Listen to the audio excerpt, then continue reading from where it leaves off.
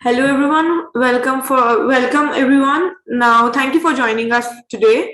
SIUK Nigeria is now live with University of Dundee. Over to you, Chidi. She will let us know more about this special webinar session along with Bill, who is the representative from the Dundee University. So over to you, Chidi. All right, thank you, Deepika. Hi everyone, thank you for joining us today for the University of Dundee Business Program Fair. So today we'll be having Bill Russell telling us about the University of Dundee, about the facts, figures, rankings, and the city. So if you have any questions, please drop your questions in the chat box. At the end of the webinar, we'll be answering all the questions. As questions come up, just drop them there, and at the end, I'll be reading it. Thank you again for joining us, and we're hoping that this is a great time. We get to learn more about Scotland, about University of Dundee, about business.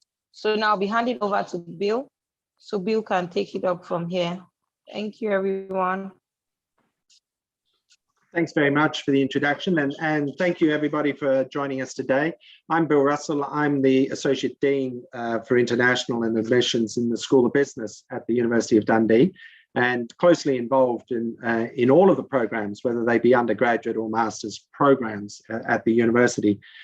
What I'm going to do is tell you a little bit about Scotland, a little bit about the School of Business and the city, and then about the programs themselves, and then finish with talking about the scholarships and fees as we go along. So, oh, hang on. How do I do this? No, hang on, I'm going to get this to work. There we go. So first question is, where is Dundee? Where's the town of Dundee? So here's the United Kingdom. So United Kingdom is really a federation of England, which is what everybody thinks of the United Kingdom. Wales is this bit over here on the west. Scotland, which is just the border with Scotland, is just south of Edinburgh and Glasgow. So this is all Scotland up here, and Northern Ireland. So the United Kingdom is England, Wales, Scotland, and Northern Ireland. If you fly into the UK, you'll probably come to London, which is the capital of the United Kingdom. So that's about 12 million people. You might fly into Birmingham, which is a little bit further north, which is about 3.5 million, 3.25 million. Manchester, again, it's got an international airport, which is about, and the city is about 1.25 million. And as you come further north, you get to the border with Scotland.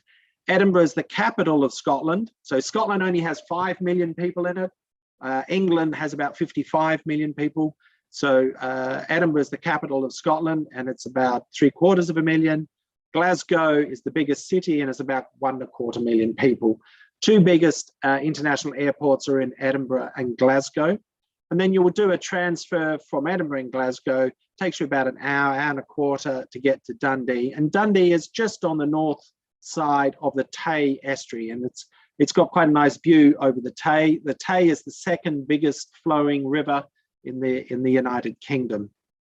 So if you flew into, if you come by air to Dundee, what you would do is either fly into Edinburgh or Glasgow usually, and you will have come via either London or maybe Paris or Schiphol or Abu Dhabi or Dubai.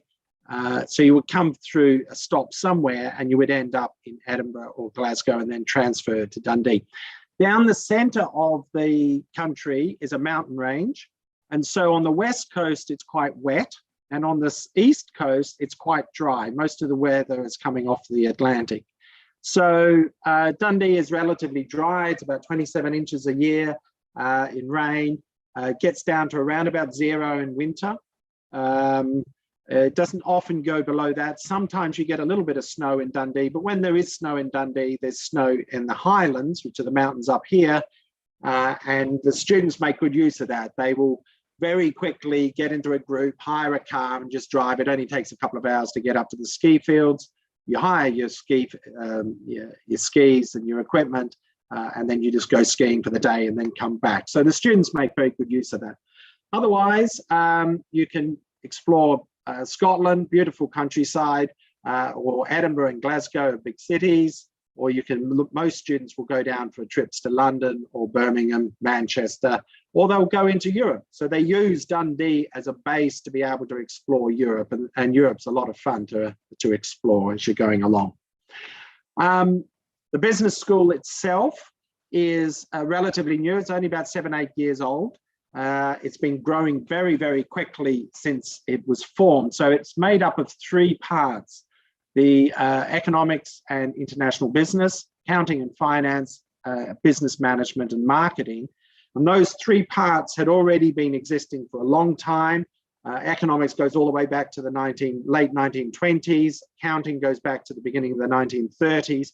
But they'd existed in the university in different parts of the university, and we brought them all together for a business school, and we've grown very quickly since then. From when we formed, for about 6 years leading up to COVID, our growth was about 30% a year. And to put that in context, the growth of business schools in the United Kingdom was only about 1% a year on average in that same period. Quite a sizable dip for COVID, but now we have bounced right back and we're twice the size we were just before COVID. So huge growth in the programs. People ask me why. There's lots of reasons why, but one of the important ones is our focus on teaching. The staff are research active, and lots of people say that that's important. Well, part of it, the importance is because it informs the teaching. You know that if somebody's research active, then they're going to be knowing the latest in that area. The other thing is that these are people who just live for their subject. They get out of bed in the morning and they say, "You little ripper, I'm off to do accounting, I'm off to do economics, woohoo, management." And they bring that enthusiasm into the class. And what they're trying to do is to be able to convince you that the area that they're interested in is the most important area in the world. They're trying to convince you to think the same way as them. And it's that level of enthusiasm which leads to the engagement in the class and the subject matter as well as we go forward. On top of that, we have a lot of sort of innovative ways of teaching. We also have innovative structure to the programs as well. But we'll come back to that shortly. So huge focus on employability, as you can understand. People do business degrees usually because they want to be employed at the end. Sometimes they do it just for interest, but mostly they're doing it for job prospects afterwards. The careers office in the university, very well resourced. We have 2 careers offices which are embedded in the school, one which focuses on careers, the other one on industry engagement. And these officers are there constantly.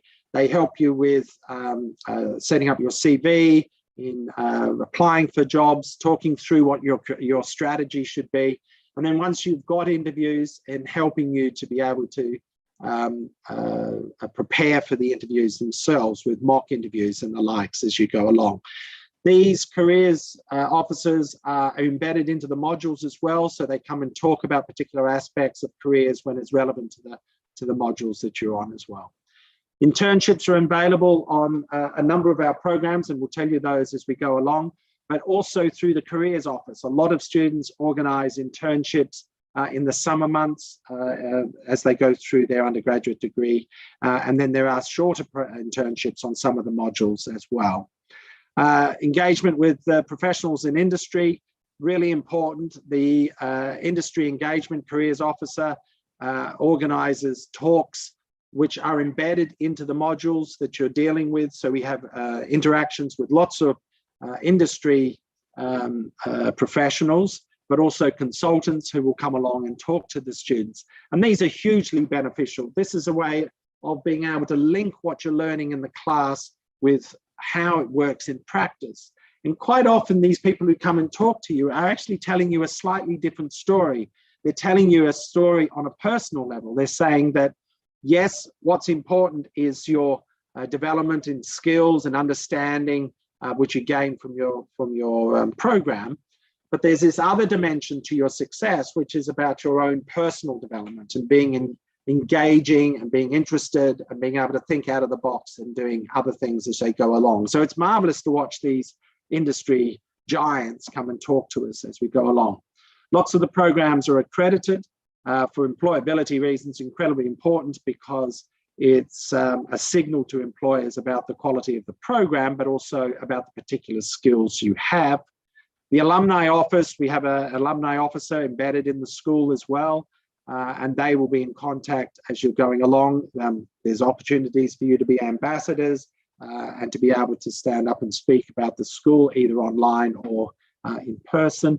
The alumni office is then an opportunity for you to network with graduates while you're a student, or once you become a graduate, then with other graduates as you're going along. And then there's a number of societies in the School of Business, two of them which are very important, well, three of them are very important. One is DUBS, Dundee University Business Society, and that has puts on social events, but it also has what they call academic families. And so everybody who's an undergraduate gets put into an academic family, and the academic families are people from your program in the years ahead of you who are able to advise you about how the process works, how the system works, which are the good modules, which are the modules that you might find difficult and you need to have help with, and they actually help and coach you as you're going along as well. Hugely successful.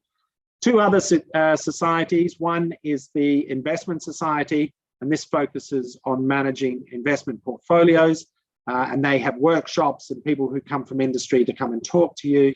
And the last one is the Marketing Society, which again has workshops and seminars, and they have people who are mostly consultants, people who are doing the marketing on a daily basis to come and talk to you about marketing in the broader sense, in an applied sense as well. The programs, the undergraduate programs that we have are ones which you would expect. There's a range of BSc, Bachelor of Science, and there's also a range of MAs. Now, to clear that up very at the beginning, BSc and MAs have the same core modules. So the core to the programs are the same. It's the optional modules which are different. So if you're on the BSc, then you will be taking optional modules which are within the School of Business or within science, maths, and the other science programs. If you're on the MA programs, then the optional modules are in the arts and the humanities and the social sciences areas.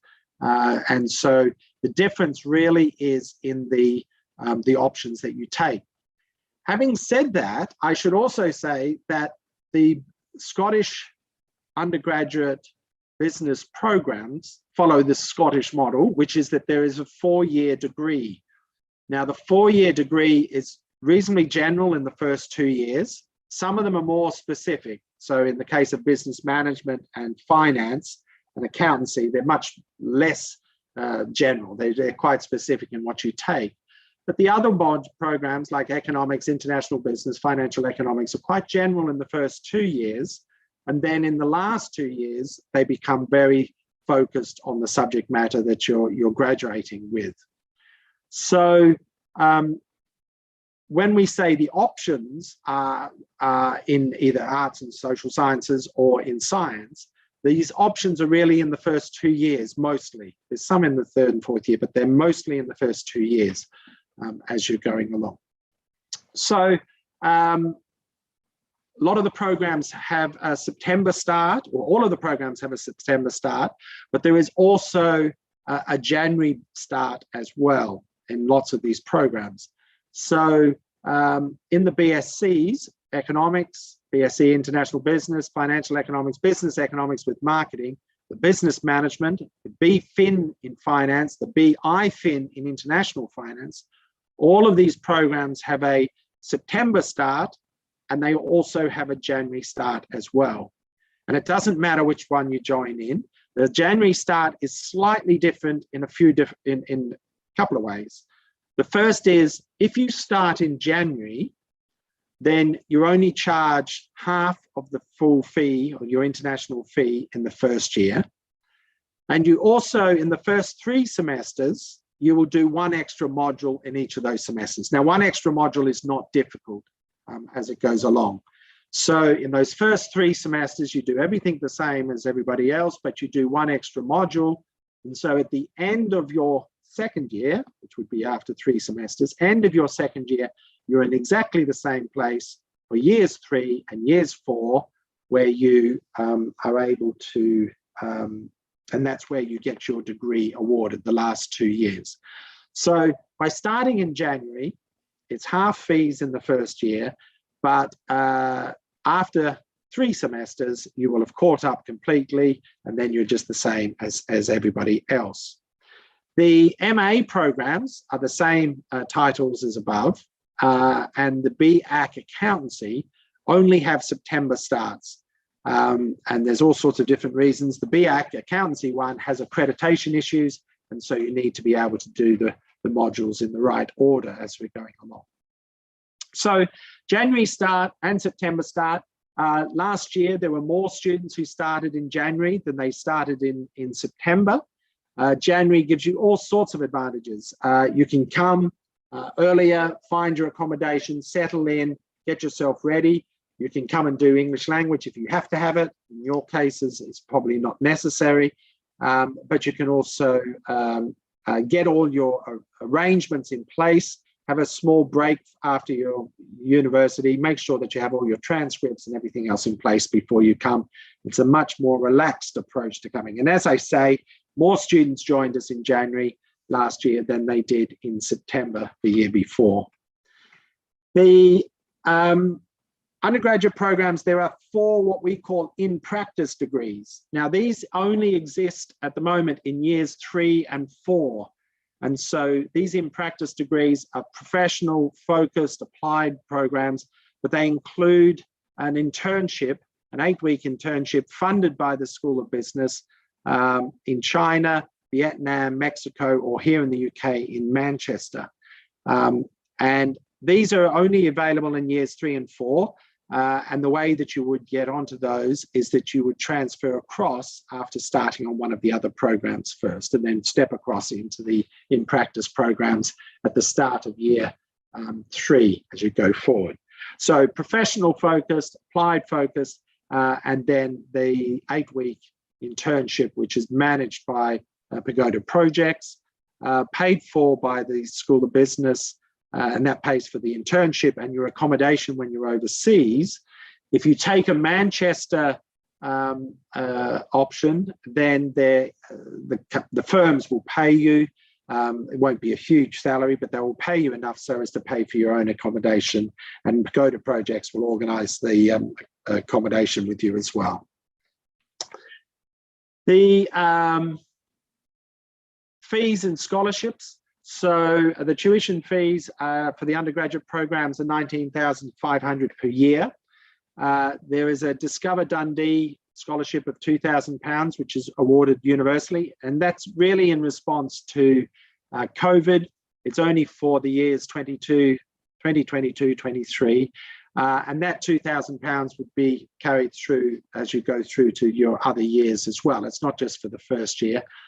There's a Vice Chancellor's Africa Scholarship, which is worth £5,000, which is awarded automatically when you are made an offer. And then if you are given the Global Excellence Scholarship, there's an extra £1,000 awarded on academic merit. And the academic merit is that your undergraduate program is equivalent, or degree is equivalent to a first-class degree what am I saying about this? Is for undergraduates. My mistake. Global Excellence Scholarship is just £1,000 awarded on academic merit, and there's a criteria for what you need to achieve to be able to be awarded the Global Excellence Scholarship as well. University, always highly ranked in the UK and around the world.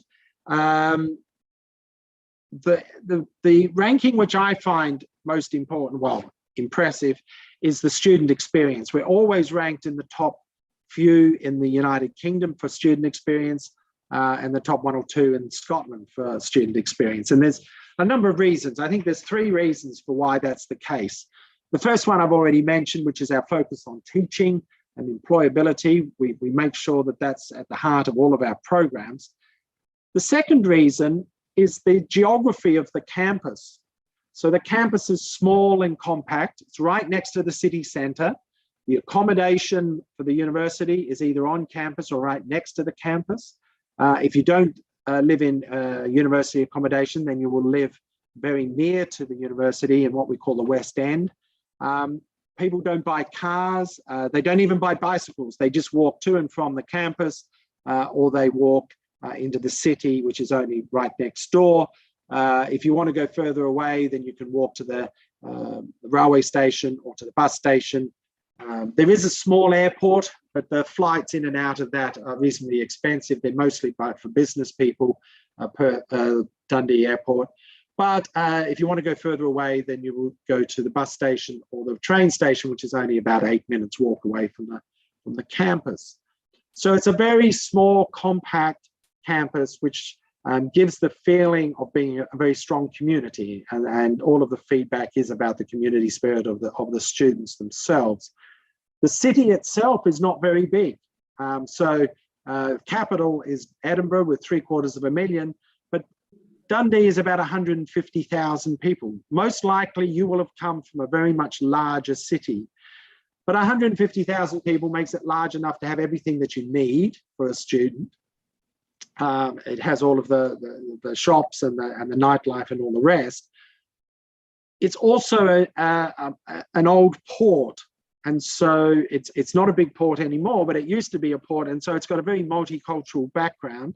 And the three biggest employers are the University of Dundee, University of Abbotsford, and the teaching hospital at Ninewells, which is part of the University of Dundee as well. And so the city is very relaxed about both the universities and the teaching hospital. They're relaxed about the very large number of international students that we have in this university, but in particular in the School of Business. We have very large numbers of international students in the School of Business. And so there's this relaxed atmosphere, and the city is very much in tune with the university and the international students as well. So a very strong community spirit. The third reason is about DUSA. Now, DUSA is Dundee University Students Association. This is a student union. It's been incredibly well run for every year I've been here. So I've been here for 25 years, and it's been exceptionally well run all the way through. And they run the cafes and the shops on campus. They run all of the clubs and societies, and there's a huge range of clubs and societies that you can be involved with, and important to be involved with as part of that personal development that I was talking about earlier on.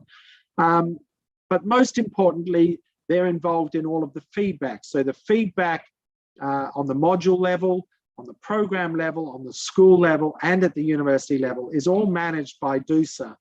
And that feedback is just gold dust for us. You can imagine what's happened through COVID.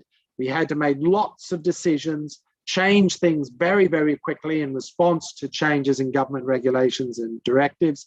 And those changes, we hoped they always were going to be work well from the beginning, but quite often they weren't quite what we expected. And the feedback was able to allow us to tailor the whole process so as to make the experience as good as possible. In normal times, we aren't dealing with all the changes because of COVID, but we are dealing about how things are operating, how the processes, how the assessment's working, how the exams are working, things like that. And the DUSA is right at the heart of all of that feedback. The university recognises how important DUSA is. So the president and the vice presidents are on the major committees across the university. When we appointed the dean for the business school 2 years ago, the president of DUSA was on that interview panel so as to give the student voice about who should be appointed as well. So it's really those three areas which all come together, and the fact that Scotland is a lovely place. You probably haven't picked it, but I'm not a local, I'm Australian. So when I arrived, I just fell in love with the countryside, the towns, the people here. They're incredibly friendly as they go about their normal lives. So I think that's a good place to stop and take some questions. Very happy to answer any questions as we're going along.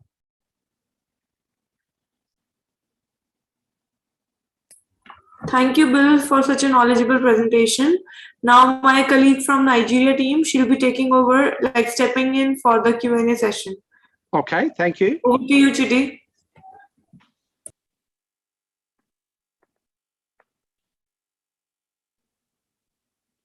Thank you, Deepika. Thank you, Bill. It was a really informative session.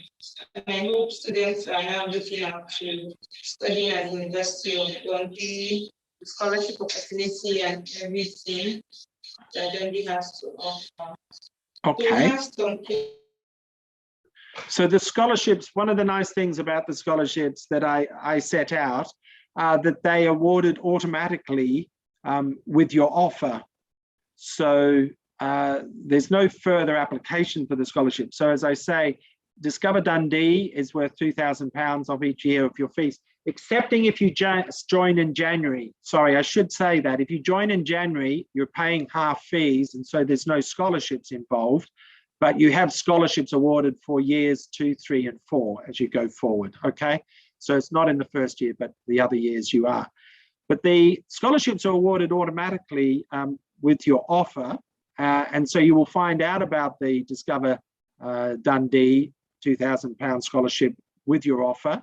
Also the African scholarship, which is worth £5,000, and if you've met the entry requirements, the criteria for the Global Excellence Scholarship, then it will be awarded at the same time as well.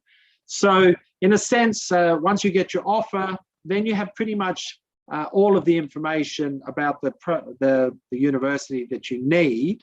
You of course want to do more research on the courses, the programs, the city, what it's like to live in Scotland, and that's available online, or you can contact me, or you can contact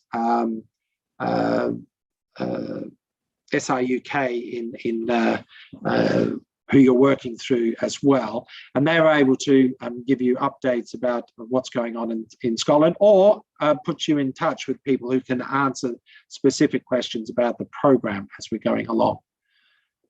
Does that, I think that answers the questions about the scholarships.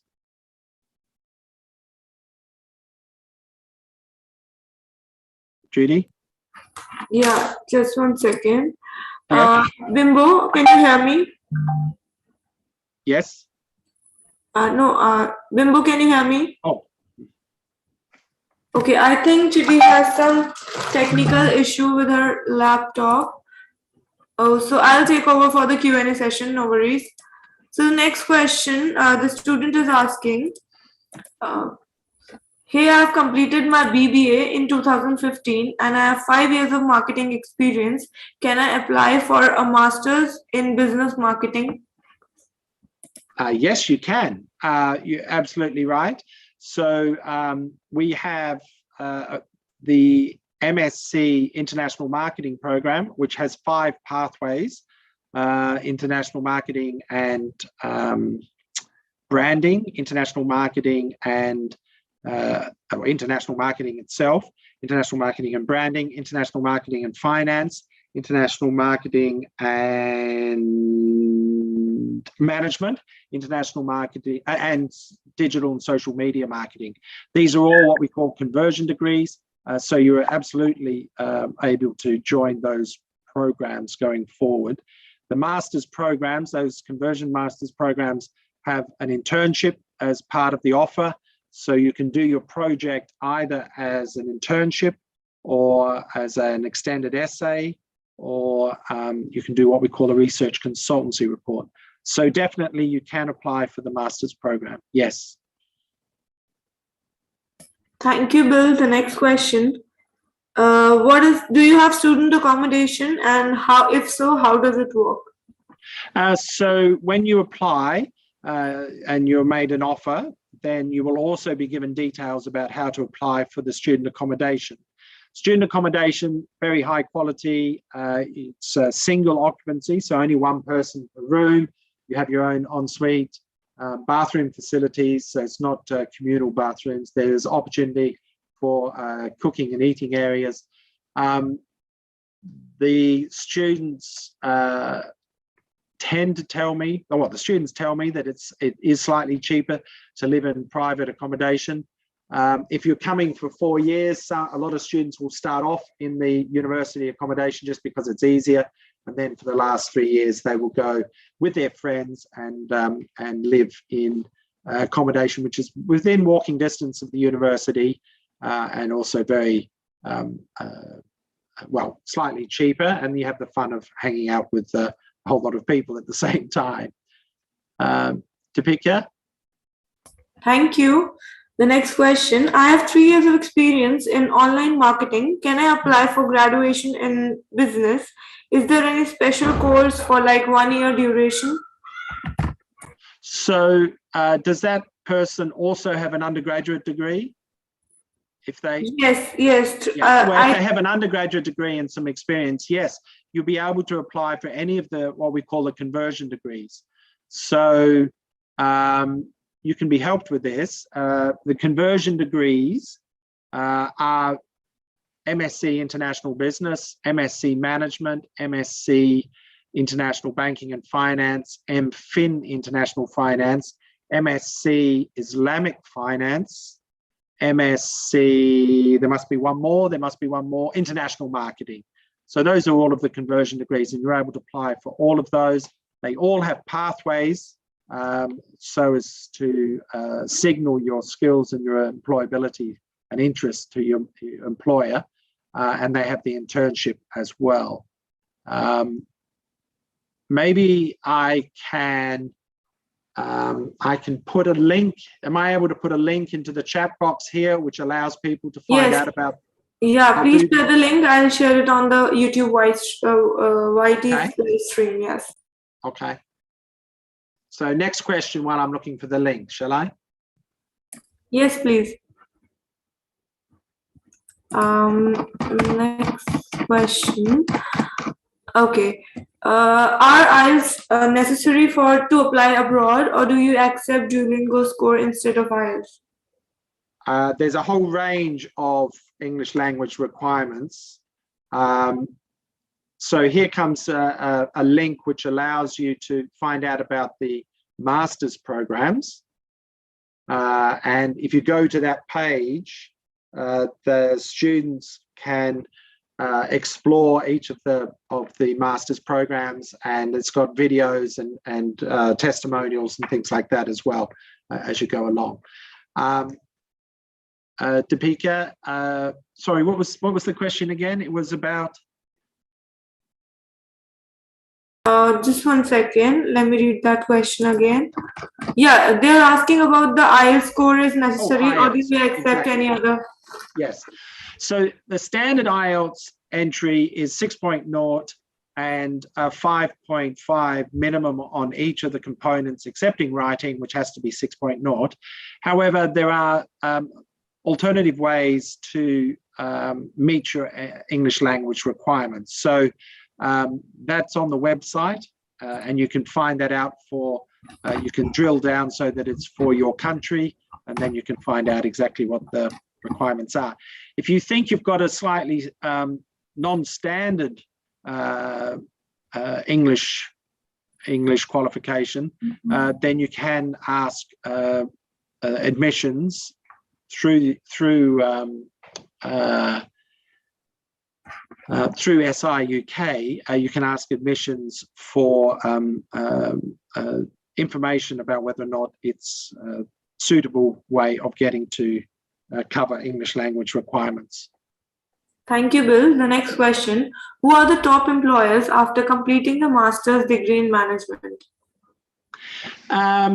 So the top employers, the thing which I'm amazed by our students, well, a lot of them stay in the UK. The graduate route has made that even easier. And people who want to stay in the UK, they look for a serious job, part of their career. Don't just look for a job. That's no good. You need one which meets your career needs, so that you don't, wear away the advantage of your program. But the careers office will help you with that and advise you as you're going forward. But our graduates, they work in large companies, small companies. They set up their own companies, whether they're in the UK, or they go back home, or they go to third countries. So, you might come from Nigeria and end up back in Ghana or Kenya or Sri Lanka or Australia or wherever as you go forward.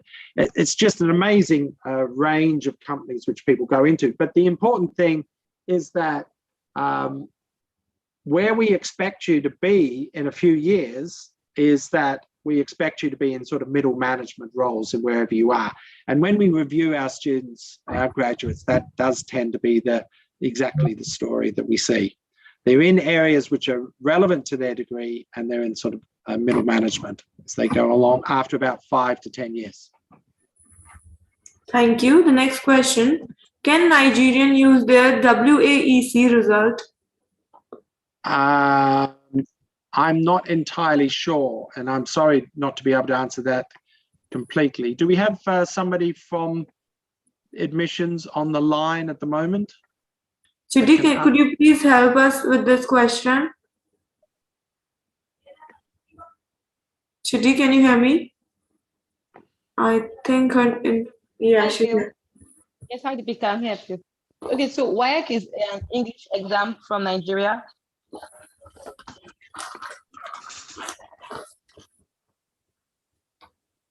Hi, Deepika, can you hear me, please? Yes, we can hear you. Okay, you wanted me to explain what WAEC is? Yeah. Can do you know the answer that can Nigerian use their WAEC result for this university? Okay, yes. For Dundee University, you can use your WAEC result, but it has to be 10 years, like 10 years from 2020. So anything older than 10 years will not be accepted. Thank you. So the next question. Can I move from BSc Physics to BSc to Business Analytics? You mean in the master's? Yes. program? No. In the bachelor's, like BSc Physics to Business Analytics. So we don't have. Maybe masters also after BSc Physics, and will the student can do the masters in Business Analytics? Yes, exactly. So the conversion degrees, you can come from any background at all. So about 40% of the students on our conversion business masters programs have a business background. 40% have a non-business but technical background. So that includes physics, chemistry, maths, statistics, engineering. And about 20% have a non-business, non-technical background. So those students would be English literature, history, politics, even music, and they all do exceptionally well. So the original conversion business degree was an MBA, where you could come with any background at all. And that's what these conversion degrees are. They're taking that concept that you can come from any background and you can change the direction of your career. If you're business, you're specializing in changing it in a little way. But if you come with physics or history or engineering, then you arrive with a brain the size of a large planet, but you can't get the job opportunities because you can't signal that you're interested in business. And then you do one of these programs, and then you've got the skills and the signal to be able to get employment in business as you go forward. So the answer is yes. If you've got a physics degree, you will do very well on one of these masters programs.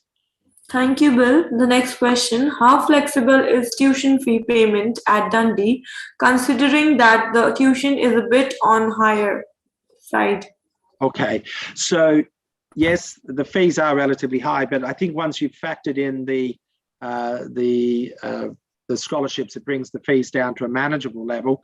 Living in the city is one of the cheapest places to live, cheapest cities, lowest cost cities in the UK. So living in London, Birmingham, Manchester is a lot of fun, but incredibly expensive between the accommodation and the transport and the food and all the rest. So there is flexibility. So when you arrive, you will pay a deposit for your fees. And when you arrive, you'll have a conversation with the cash office, and they will arrange, if you ask for it, installment payments over the years. So there is some flexibility in the payments. Thank you, Bill. The next question. Could I be admitted to PhD in economics on scholarship with a CGPA 3.71 with my MSc result awaiting? Thank you.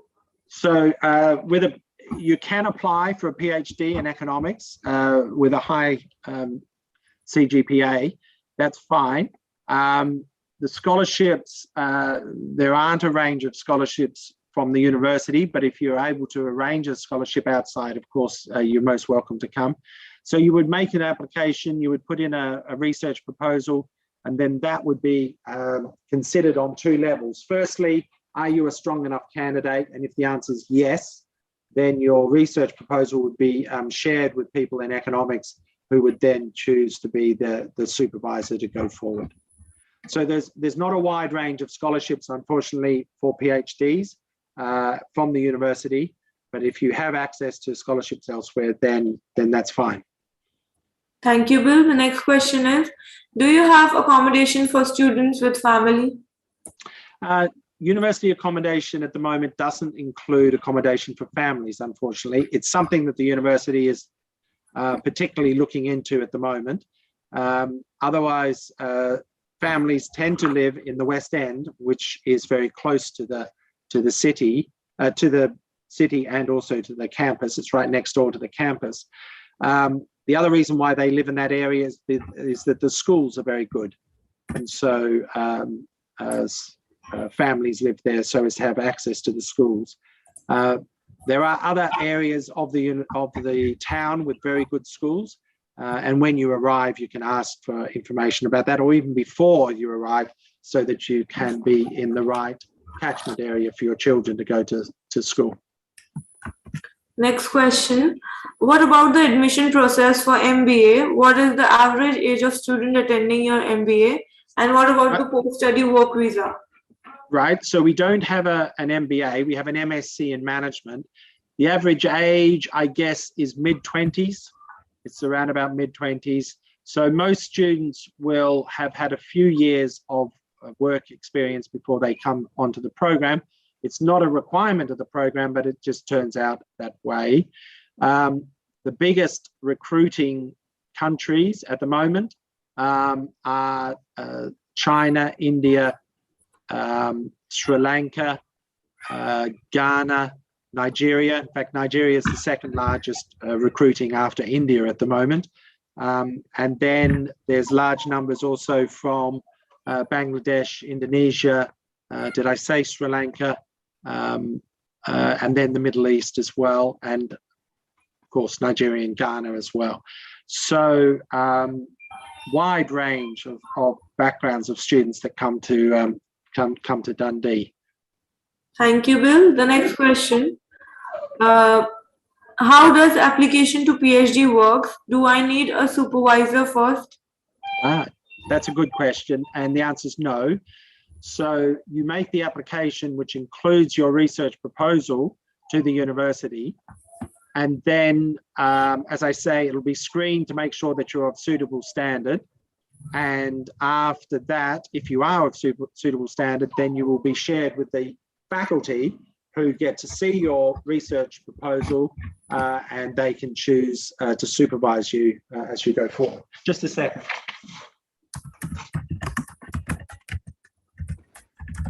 Sorry, that noise in the background was my small little pooch of a dog who was wanting to go out and play. So I've let her out. Sorry, I'm back now. Okay, so the next question.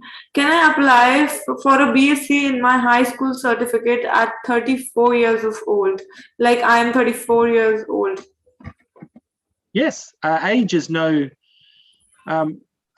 so is this for a master's program? If it's for a master's program, there's quite a lot of people who are in their 30s who are on the master's programs.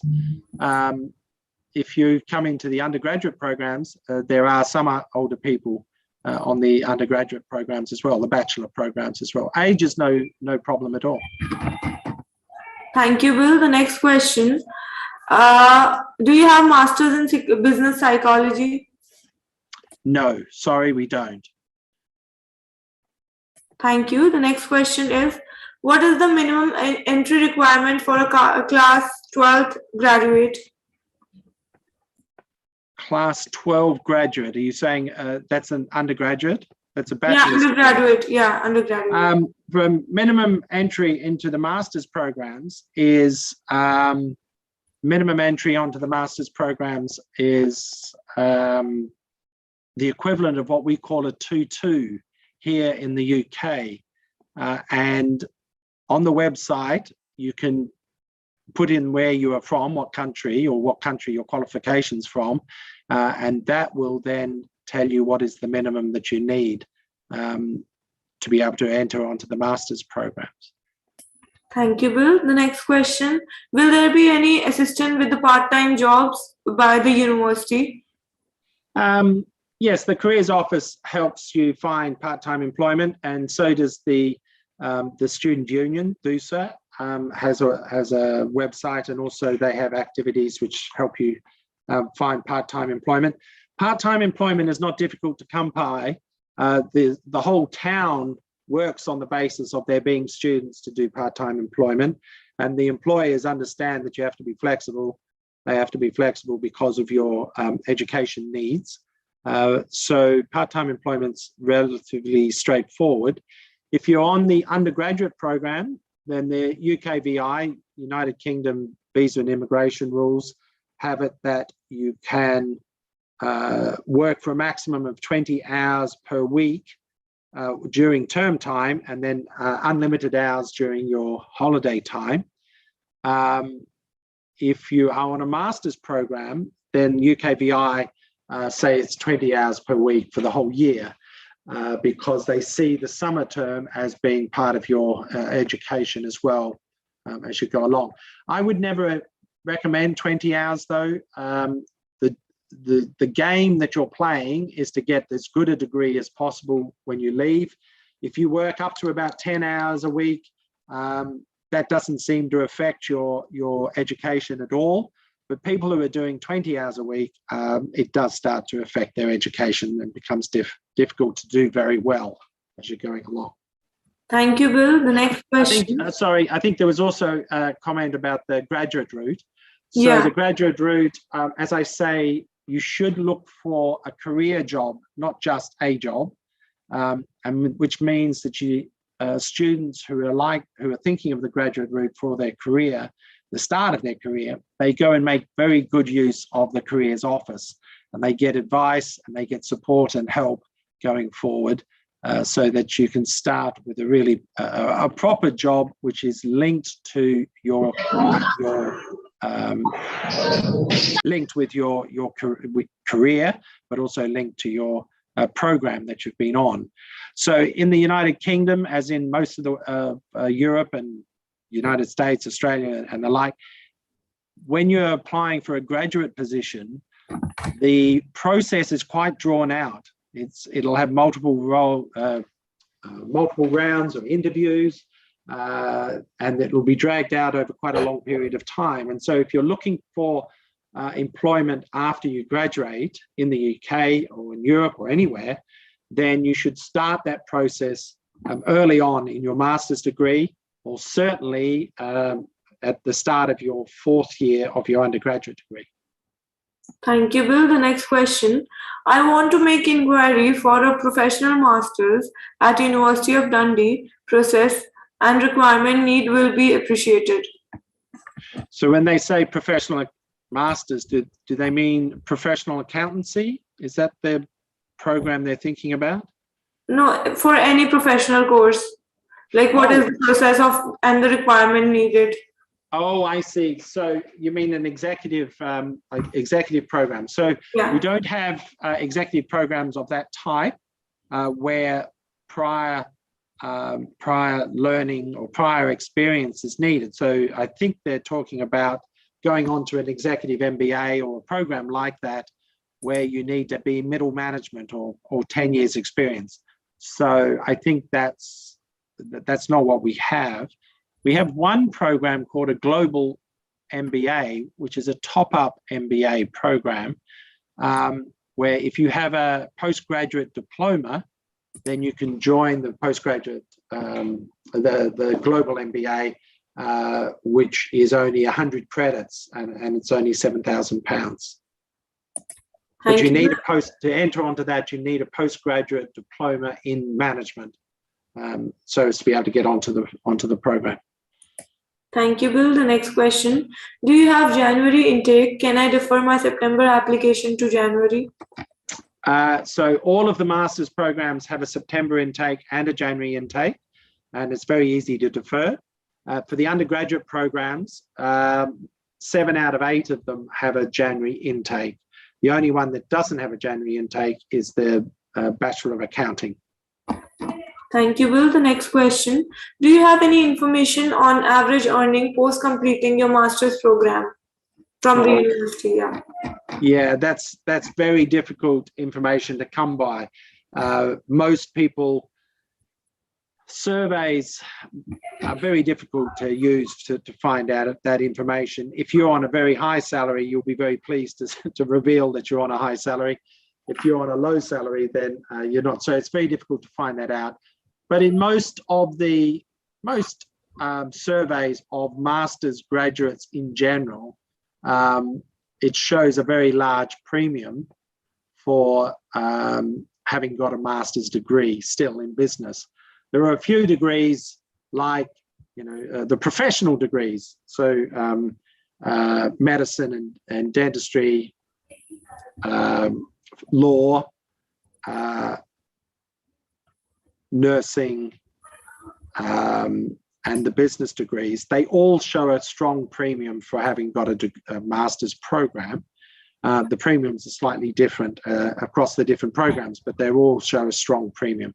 So I'm sorry, there's no really hard data on that, other than the general knowledge that people with master's programs still they get a large premium when they join the workforce. Not only at the beginning, but over time as well. Thank you, Bill. The next question. What is the deadline for 2022 intake? So September 22, it's probably late July. What really matters is how quickly you can organise the process and your visa to come to Dundee. So when we start, you matriculate online, and then that allows you to join the welcome week and the lectures which talk about your programs and how to choose your modules, and if there's pathways involved, how to choose your pathway. You do all of that online, and so you're ready to start learning online, even if you haven't made it to Dundee. And then we hope that you come to Dundee very quickly after that.